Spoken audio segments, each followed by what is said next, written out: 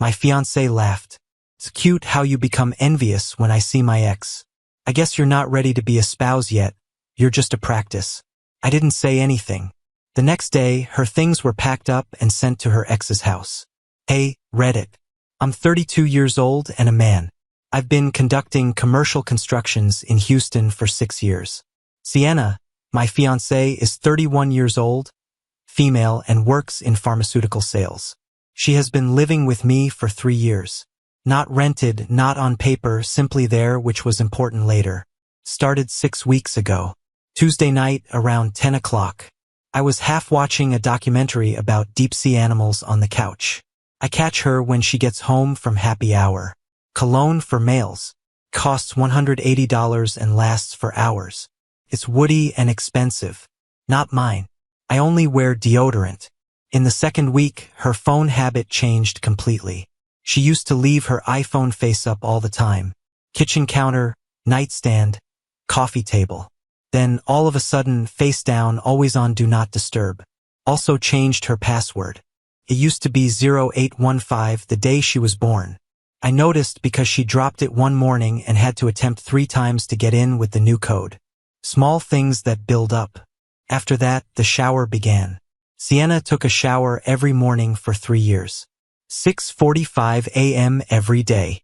She takes a shower as soon as she gets home. She goes straight to the bathroom every time she gets home late, before taking off her shoes, patting Murphy, or saying hello. At least 15 minutes. I'm not crazy. I pay attention. There is a distinction. In the second week, I made a spreadsheet. For a living, you keep track of concrete pours and equipment schedules. You may keep an eye on a cheating fiancé. Wrote down every late night, every supper with Kendra, and every time she came home smelling bad. Timestamps, notes, and patterns showed up quickly. She was always visiting him on Tuesdays and Thursdays. On weekends, when I had to do site inspections, she would suddenly have things to do that took 4 hours. I was meant to work in Katy all day on a Saturday. I got home early because the inspector called off. Her car was gone. She didn't come back till 6 p.m. She said she had been at Target and the grocery store all day. That night, I looked at the Target receipt she left on the counter. The timestamp is 5:34 p.m. Shopping for 30 minutes doesn't take 4 hours. The other 3.5 hours went somewhere else. I began to look at the miles on her Lexus. She said that one Thursday she went to Kendra's house in Sugarland for dinner. Kendra's residence is 18 miles from ours. Look at the odometer before she left and after she got back. Sienna's car had 67 more kilometers on it. The most you can go is 36 miles to Sugarland and back. Where did the extra 31 go? The third week. I did something I'm not proud of, but I won't say I'm sorry either. She left her MacBook on while she took a bath. The door to the bathroom is closed. There is music playing. The same Apple ID as her phone. Messages sync automatically unless you turn it off. She hadn't turned it off. Found a thread with the name Dr. Hammond. Important. There was no picture of the contact. No face. Name not saved correctly. There was no way the texts were about drug orders. Miss what we had. I can't quit thinking about last weekend. When will you be free again? She is sleeping. I wish you were here instead.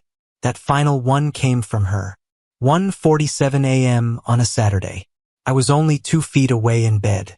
I thought she was looking at Instagram. I took 43 pictures of the screen. Every communication from the last 4 months. Some of them are from when we were looking for places to have our wedding. Messages I sent while she sat across from me at supper and pretended to check her work emails. One message made me stop in my tracks. I can't wait for this to be over so we can be together for real. He said, soon. Just play it cool until after the wedding. Then we'll get the money. What money? They were gonna marry me, wait 6 months or a year, get a divorce and split up the money. Texas is a state where property is shared. I owned my house outright before we met, so it might be up for grabs depending on how they played it. A long con with an open bar and a white dress. I kept reading and saw a message from 3 weeks ago in which he gave me his address. Unit 12, 1847 Oak Bend Trail. She sent me a heart emoji and said she was on her way. That one I preserved too. Looked at Google Maps. The distance from our house to 1847 Oak Bend Trail is 15.4 kilometers. One-way round journey with a stop in Sugarland for cover. The calculations for the miles worked out flawlessly. I saved them all to a password-protected folder on my laptop. She erased her MacBook's search history. She shut the laptop just the way she had left it. The same angle. The same apps are in the dock. At that point, I was already gone. She didn't know it yet. The next 3 weeks were all about gathering information. I began to pay considerably closer attention to patterns. What night she said she was with her friend Kendra from work and what time she got home. I checked everything against Kendra's Facebook posts. Kendra was very active on social media, as it turned out. Sienna stated they were at dinner for half the night, while Kendra was at home with her kids.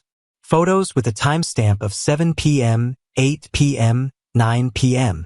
Not at any restaurant, that's for sure. The lies were clumsy. That was the thing that bothered me the most. She wasn't even making an effort. She thought I was either too stupid or too trusting to put the pieces together. Or maybe she just didn't care anymore.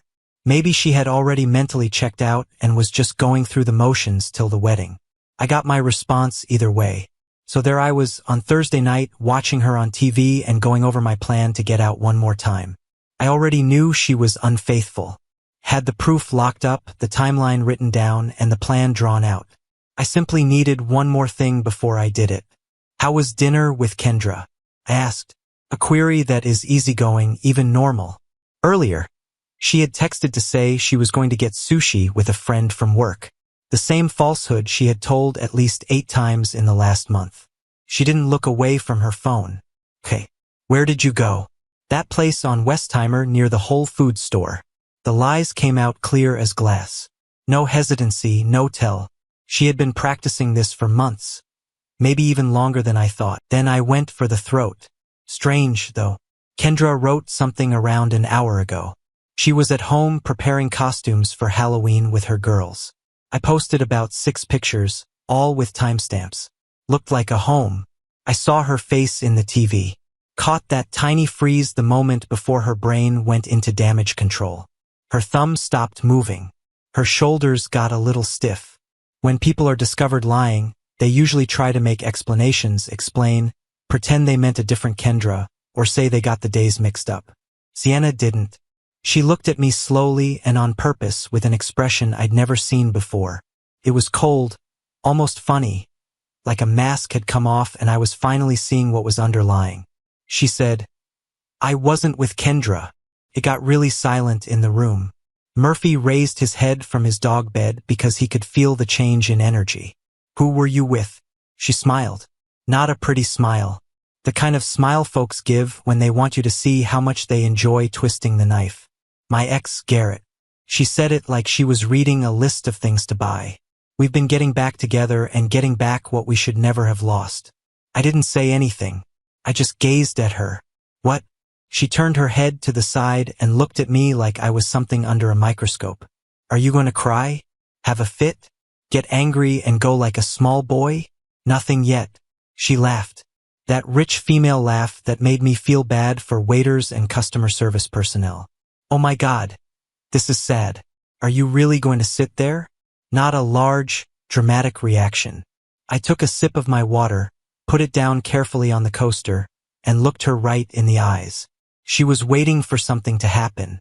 Crying, getting mad, begging, things she'd presumably thought about how to respond to in her brain.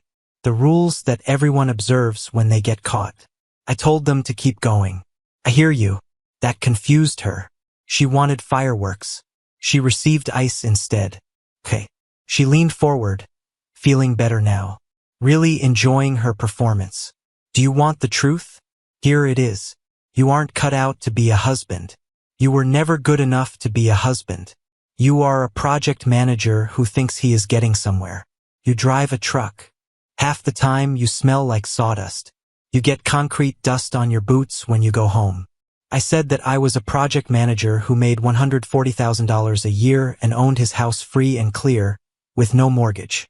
Her face twitched. That wasn't part of her script. "Whatever. The point is that your practice is only a placeholder. Someone to keep the bed warm until somebody true comes along. And you know what it did, Garrett? Yes, Garrett. He gives advice on money. He wears a suit to work. He knows how to meet people at charity events without feeling awkward. He has a future ahead of him. What do you have? Plans and dirt under your nails? I nodded slowly. That's interesting. How long does it matter? Please humor me. She shrugged her shoulders. For months. We ran into each other at that charity event in River Oaks, the one you didn't want to go to since you had to get up early to pour concrete. Do you remember? You made me go by myself. The fundraising for the children's hospital. That one, yes. We talked at the bar. I remembered why we got along so well in college. We started getting together for coffee, then lunch, and then other things. She laughed once more. And to be honest, it was quite easy. You never thought anything was wrong. If I told you I was with Kendra, you'd believe me like a dog. So easy to trust. I understand. That's all I have to say. I understand. She was angry now and stood up. God, you're still dull. You can't even fight back the right way. This is why Garrett and I get along so well. He has a lot of passion. He takes what he needs. You just go along with things. I also stood up. Looked down at her. I've got 4 on her. Are you done? What? Do you have anything further to say? Have you practiced any other speeches? Because I have stuff to accomplish tomorrow. And if you're done acting, I want to sleep. In approximately 3 seconds, her face shifted from happy to bewildered to angry. Are you performing? You act like I just told you I purchased the incorrect brand of coffee when I tell you I've been sleeping with my ex for 4 months. Okay. Thank you for being honest. Good night. I took my pillow off the couch. Where are you headed? To go to bed. You can have the room. I'll sit on the couch. That's all. You're not even going to stand up for me? I paused, turned around, and looked at her again. Do I have to fight for you? Sienna? You simply informed me I'm practice. That you've been running around behind my back for 3 months. That I smell like sawdust and have no future. And you expect me to fight for that? Nah, I'm okay. Get some sleep. As I lay down on the couch, she stood there sputtering. I could feel her looking at me, waiting for the explosion that wasn't going to happen. I'm becoming angry with you for not saying anything. The words stayed in the air. I let them sit there. I didn't stand up for myself. They didn't fight. She needed a response. That's what this whole show was all about. Bait. She wanted me to scream, beg, and fall apart so she could feel strong and tell herself she was the one ending things and in charge of the story. I didn't give her anything. You give them the emotional response they want, and that's all they need to hurt you. They get to be the bad guy. They can tell everyone how wild you were. They can explain whatever they did because of how he reacted. She huffed because I wouldn't play along. Whatever. She got up and picked up her phone. I'm going to sleep. Let me know when you're ready to be a man about this. She walked to the bedroom and slammed the door so hard that the framed Astros jersey on the wall shook. I just sat there with my phone and controller in my hands. Murphy came up and rested his head on my knee. She had said it and it was on record. I just needed that.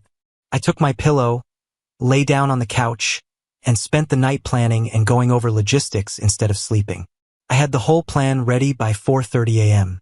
Not the kind of emotional revenge dream where you shout and break stuff and then feel worse. The cold type, the surgical kind, the sort where you get rid of someone so quickly that they don't even know what occurred until it's too late. It was 6:30 when her alarm went off. I could hear her moving around in the bedroom, the shower running, the hair dryer, and the closet doors opening and closing. It was all normal, like nothing had occurred.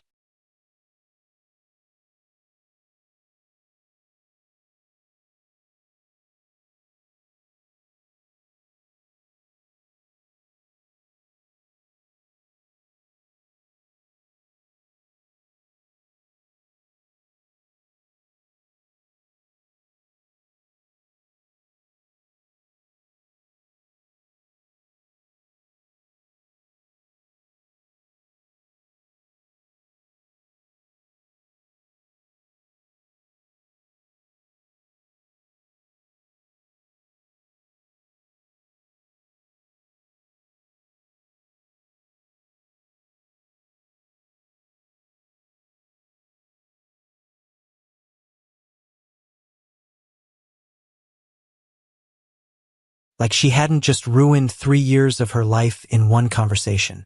She walked out ready for work, with a navy suit, heels, makeup, and straight hair.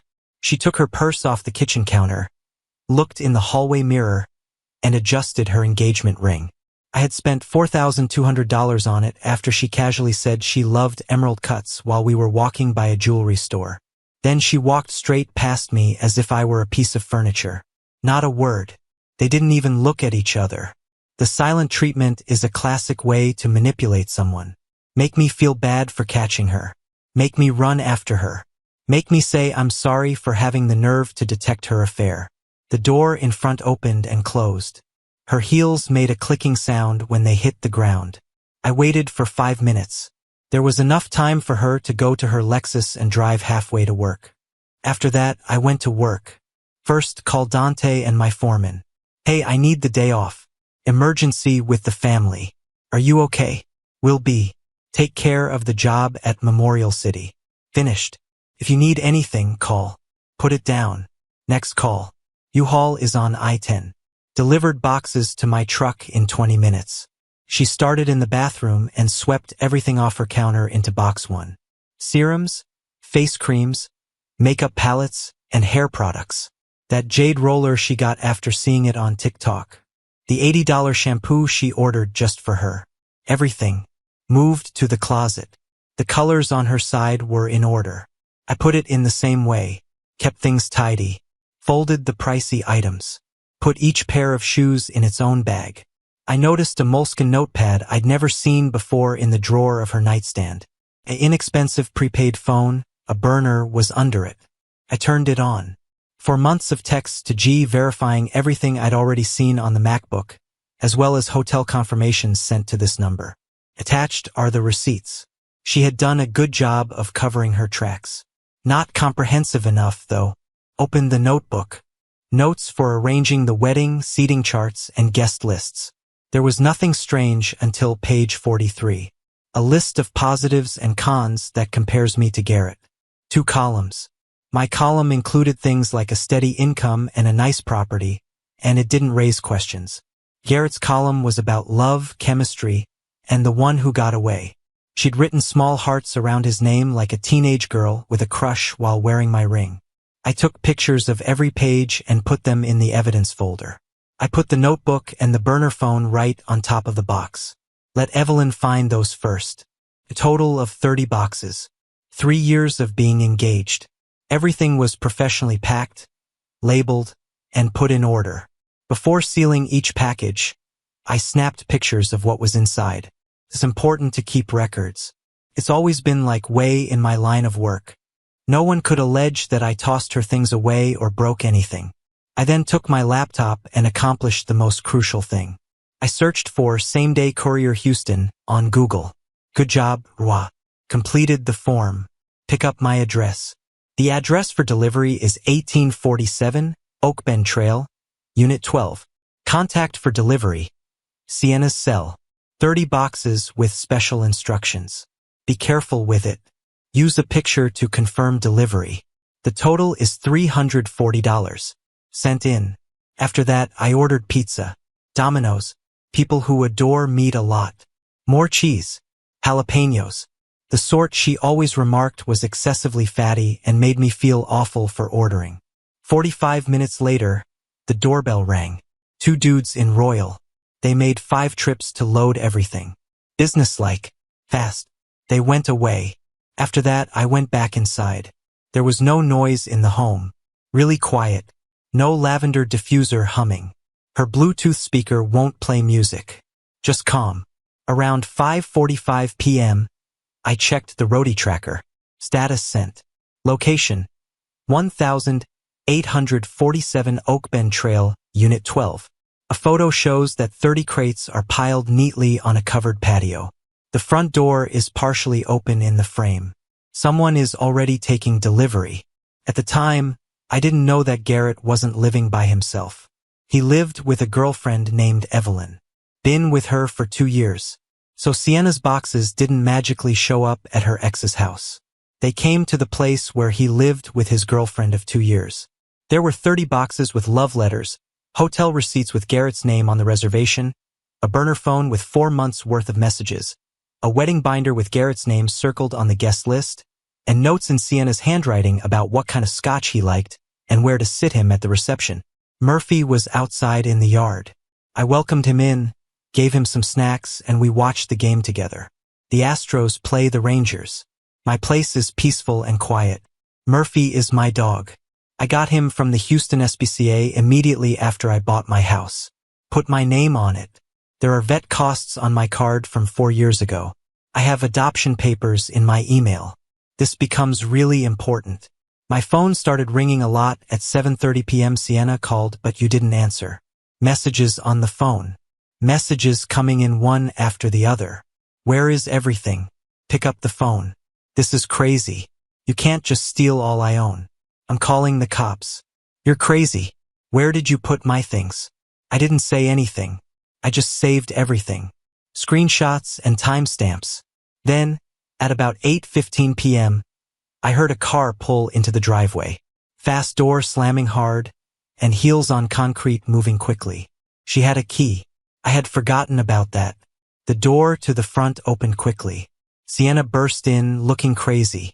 Her mascara was running down her cheeks, and her hair was partly down from her ponytail. The professional look of a pharmaceutical sales agent was gone.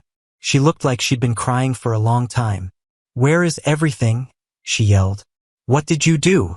I was sitting on the couch with Murphy, remote in hand, and didn't get up. "Your things were delivered professionally this afternoon. 30 boxes, full insurance, and photos to prove they got there safely." "Where were they delivered?" "Unit 12, 1847 Oak Bend Trail." Her face turned white.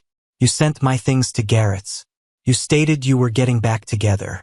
I thought you would want your belongings close." She came over to him, took his leash from the hook by the door where it normally hung, and fastened it to his collar before I could even think about what was going on. Murphy looked bewildered, and his tail was half wagging because he had known her for 3 years and didn't know what was going on. She took his travel crate out of the hallway closet and began toward the door, pulling Murphy along with her. "Let go of the leash." She kept pulling Murphy toward the front entrance. He was fighting back now, gazing back at me in confusion. Dogs can tell when anything is amiss. I rose up, moved between her and the door, and didn't touch her. I just stood there, blocking the door. "Let go of the leash. I also own him. For 3 years, I've been taking care of him. When you're at work, I take him for walks. He put my name on it. My card has vet expenses on it. My name is on the SPCA adoption papers. He stays."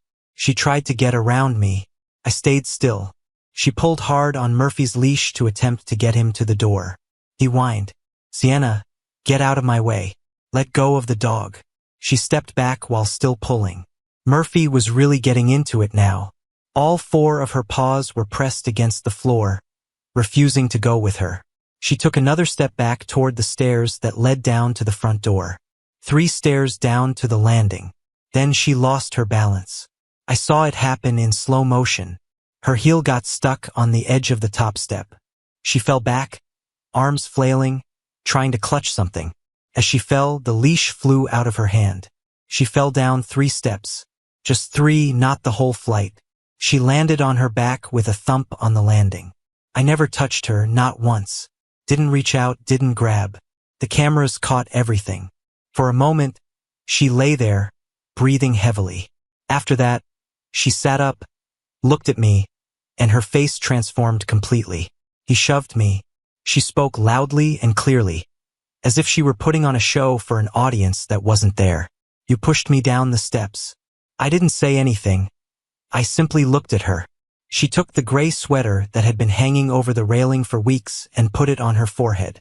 There was no blood, although there might have been a minor bump where she impacted the wall on the way down. But she was pressing the hoodie against her head like she was attempting to stop bleeding from her arteries, and she looked like she was in a lot of agony. She said, "You're going to jail for this. Assault and domestic violence. You're finished." She took out her phone, called 911, and put it on speaker so I could hear everything.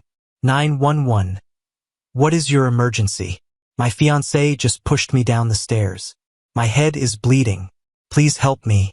This is abuse in the home. Please send someone. She told them where to go. The whole time, she was pushing the sweater against her head as if it were a battlefield triage. Tears are flowing now, and my voice is shaking just so. After she hung up, she looked at me like she had just won the whole game. I took out my phone and dialed 911. Hey, there was an accident at my house. A woman slid down some steps. She might have struck her head. I'd like to call an ambulance to look at her. Sienna's face changed. She didn't think I would call for help either. You didn't think I would sound calm. What are you up to? She made a hissing sound. Making sure you get checked out. Injuries to the head can be very bad. She kept performing as we waited. Began to breathe heavily, put her palm on her chest, and moaned softly. Then, when she saw that I wasn't freaking out, rushing around, or begging, something changed. A quick overview of how the house is set up. 2 years ago, I became anxious about security after several tools were stolen from one of my job sites. The insurance adjuster stated my prices would go down if I had cameras. I put in a ring system, a doorbell camera, 2 cameras within the living room and kitchen, and 1 in the garage. The camera in the living room could see well down the stairs to the foyer. After they were put in, I never thought about them again. They basically ran in the background and uploaded to the cloud. Recordings that are triggered by motion are kept for 30 days. I forgot I had peace of mind until I needed it. And that's what she didn't think of. Her eyes lost their concentration. She started to breathe quickly and shallowly. And then she just fell apart. Slid down the wall with her eyes closed, limp, and panicked. Alternatively, the show was growing worse because the first act wasn't receiving the response she wanted. No matter what, she was on the ground now, which made it look like she had passed out. I stood at the top of the steps and watched from a distance. I didn't go up to her or touch her. Murphy was next to me, whining and looking lost. The police were the first to arrive. 2 cops. They came in tight with their hands close to their belts. Call from home. They take those seriously. They also get training.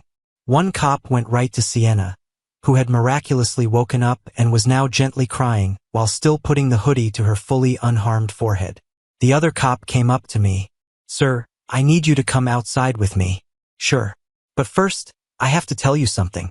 I have 2 indoor cameras, a ring system, and cameras inside.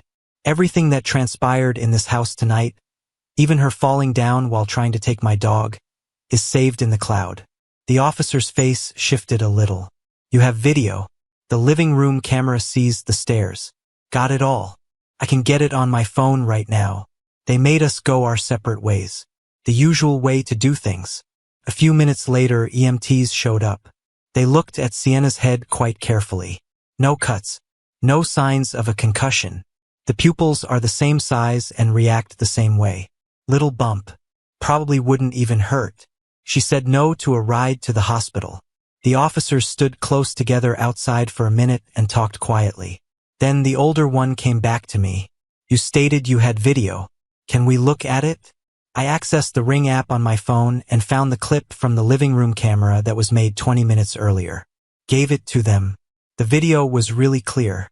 She grabbed the dog's leash and clipped it on. I blocked the entrance, and she stepped back and pulled on the leash. Her heel got stuck on the step, and she fell down 3 stairs all by herself.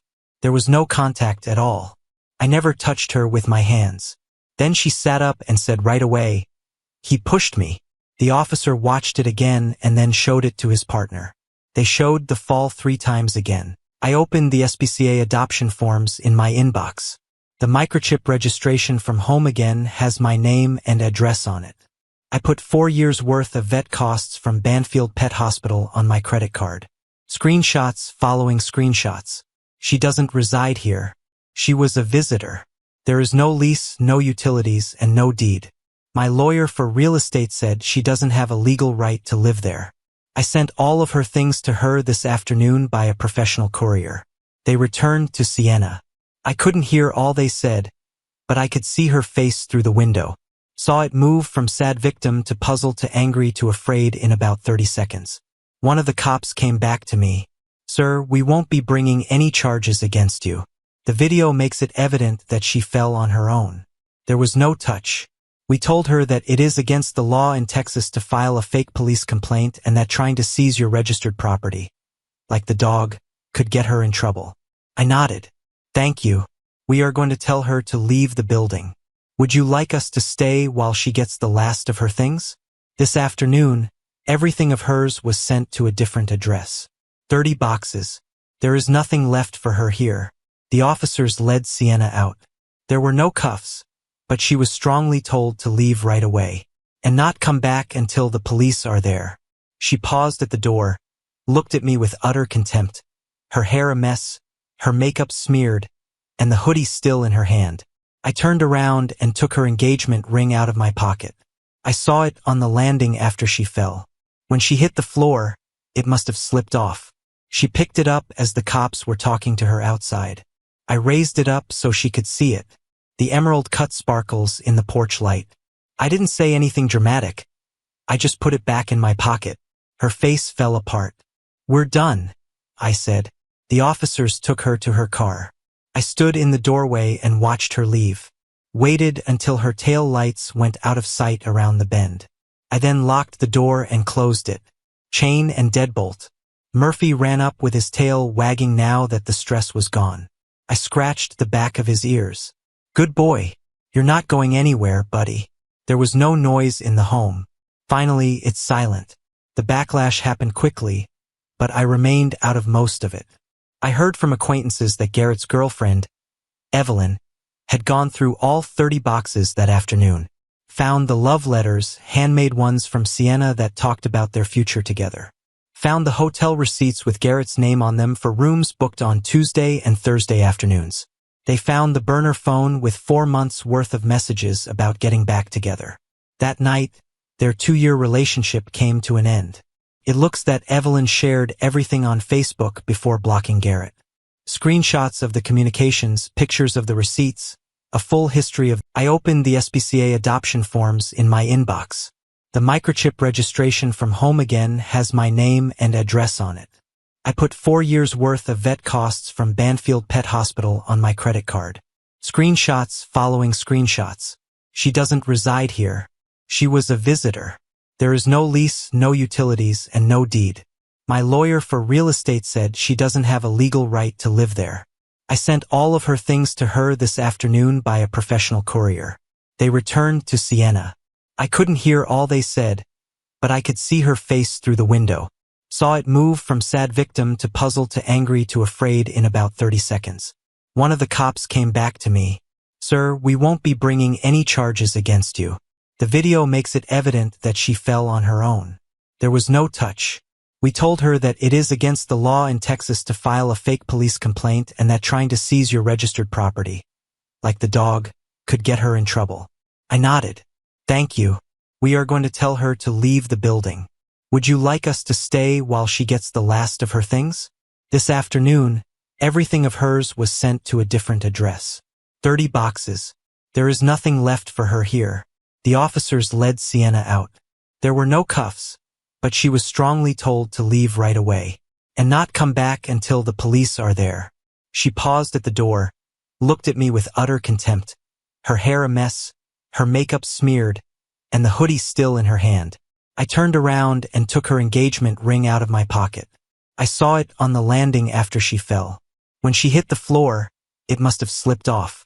She picked it up as the cops were talking to her outside. I raised it up so she could see it. The emerald cut sparkles in the porch light. I didn't say anything dramatic. I just put it back in my pocket.